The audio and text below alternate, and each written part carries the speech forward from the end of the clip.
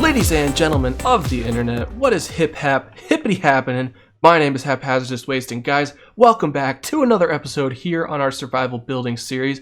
Last episode, man, we got a lot done. You know, we beat the Ender Dragon, we got ourselves an Elytra, as you can see, and we got ourselves a nice mending villager and some shulker boxes for projects. And guys, if you can take a look right here, look at this. Mending.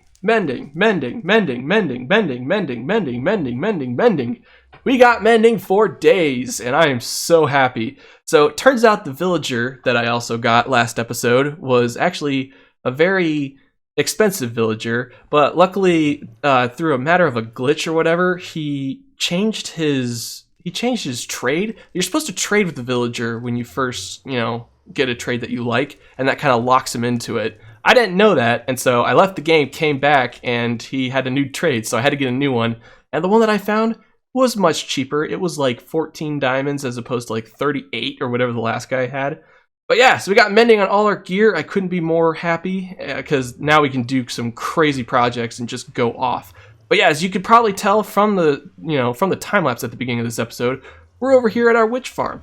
So you didn't see me build out the witch farm in its entirety because unfortunately I didn't have enough resources at the time. Like I put stone here instead of the hoppers just to make sure that the hopper lineup looked good. But yeah, I think it's all done now. I think I just gotta test and see if the witches actually spawn. But yeah, it's killing two birds with one stone because we have our that's our redstone sorter. We have our gunpowder here. We're gonna have a redstone source here, and actually it's gonna kill three birds with one stone because we're gonna have a glowstone source right there. But I think this is gonna be a very useful farm to us. We'll just have to spend some time AFKing over here. But yeah, guys, for now though, I gotta go ahead with these episode plans because I got a lot planned. I think I can do what I'm planning on doing today, but we'll see. We'll see how it goes. So yeah, guys, let me get going, and I'll be back with you here in a minute. Going into this episode, I didn't really have much of a plan. Like I had some ideas of things that I wanted to get done, but I guess that's just because this series has been kind of carried by Minecraft itself, because Minecraft lays out the goals for you. You need to fight the Ender Dragon, you need to get an Elytra, you need to get shulker boxes, you need to get mending, sure. And last episode I think I did a little too much in that aspect. So now I'm kind of just flying blind, but I have some ideas in mind, and if you just take a look at my inventory, this is one of those ideas. So like I said, I have been grinding off screen, just kind of taking care of some things, and one of the things I'd like to have in this episode is a beacon, because a beacon will drastically help our plans. So, am I using drastically in the right manner? I don't know, but we're gonna go to the end right now because I don't want to fight this wither legitimately. I want to fight it using the end portal trick. I hope that still works. If not, then I'm going to be in trouble. But yeah, so that's the plan. So let me go get set up and yeah, we'll fight this guy.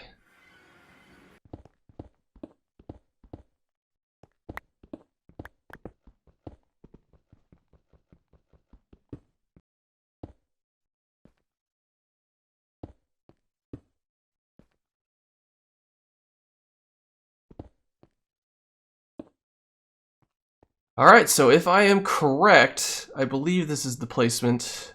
You have to have the tail end at the very middle of the end portal so that he'll get stuck when he actually forms. So let's just... I don't know why I'm so nervous, because like I'm very much equipped to deal with him if he does escape. But okay, here we go. Oh no! Stay away, scared.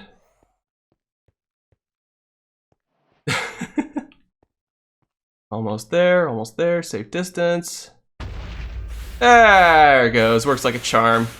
So he's stuck. Let me just whack his little tail right here. Ah, there we go. Sorry, I probably have turned down the audio because, man, it's loud. Come on. A little more.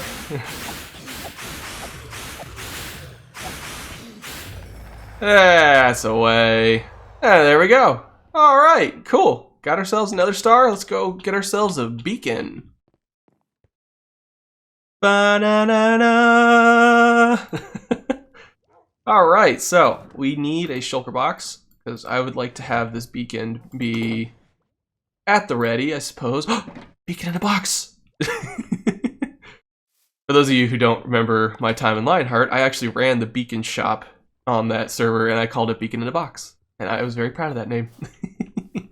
Let's see here. Let's take a look at our valuable chest, or valuable shulker box real quick. We have 2 stacks and 11 of iron. And then we have 30 stacks of gold. That should be enough to get us a full beacon, because it's 2 stacks and 36. But man, that's crazy. So let me go ahead and take these 2 stacks and then like 1, 2, 3, 4, 5, 6 iron. And with our beautiful little shulker box here, we'll put the 2 stacks there. And we should be up and running for business. Oh yeah, we also need a thing of iron to get haste. Because we need haste for what I plan on doing this episode. And what I plan to do with that beacon actually involves the area we are currently in. So as you can tell, we are back in the Mesa, and I want to get going on this western town. Like I mentioned in a previous episode, I was planning on building a western town for one of the builds in this series, and I want to get going on that this episode. Kind of at least set the foundation for some of these builds. And the problem that I have right now is that this area that I'm in right now, this feels like the most ideal place to put our western town. It's very open. It's relatively flat, but the problem here is this little divot right here. I don't like how the land kind of sinks in. Like if you look at it from above, it just kind of sinks in right here, and I'm not about that. So what I want to do is, using the beacon that we just got, I want to like shear the cliff sides around here a little bit, kind of give it a little steeper look to them, and then kind of fill in this little divot area right here, because I want this to be kind of on this level right here, and then we can actually start planning out the buildings for this town. But for now, like, this is a huge undertaking. I got to clear all this sand. I got to start filling. I got to tear down some of this stuff right here too, just because those are in the way and they look kind of ugly.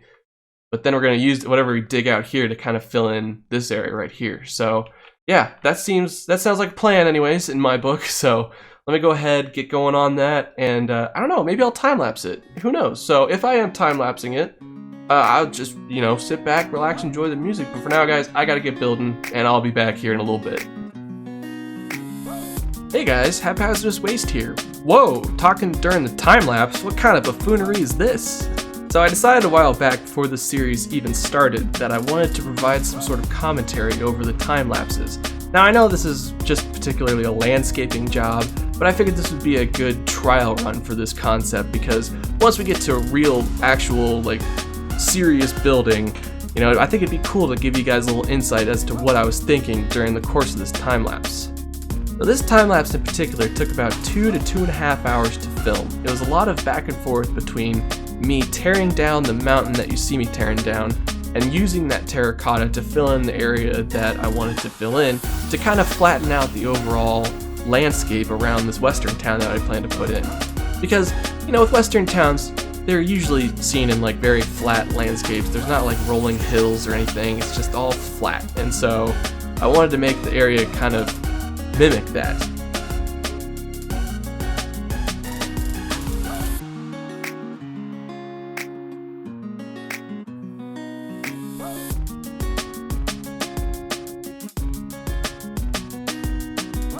So I know I'm using a lot of oddly colored terracotta to kind of fill in these areas, but that's just because towards the end of the time lapse I intended on covering up this entire area with red sand anyways.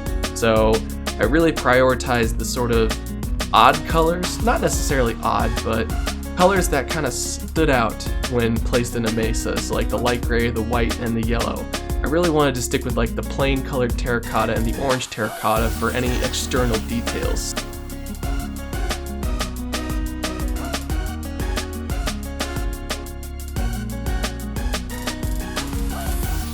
So towards the end of this time lapse, unfortunately you're not going to be able to see the completed job. 2.5 hours in, I was really getting tired, as I think most of us would be, and not only that, but both my pickaxes and my shovel were absolutely destroyed by the end of it, and I didn't want to take the time to just go get them repaired and then come back and keep going, because, you know, it was a long haul to get this done. It took a lot of like mining, collecting. I had to store all of my resources that I mined and then bring them back out to kind of fill in the spaces. So, you know, even though you're not going to be able to see the completed work, at least we're along for the journey, right?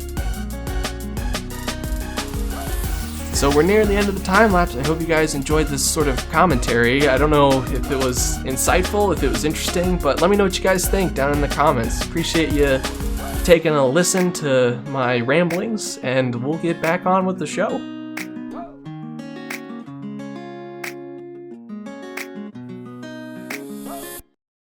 Just going out here to our Ender because I had to stop the time lapse short.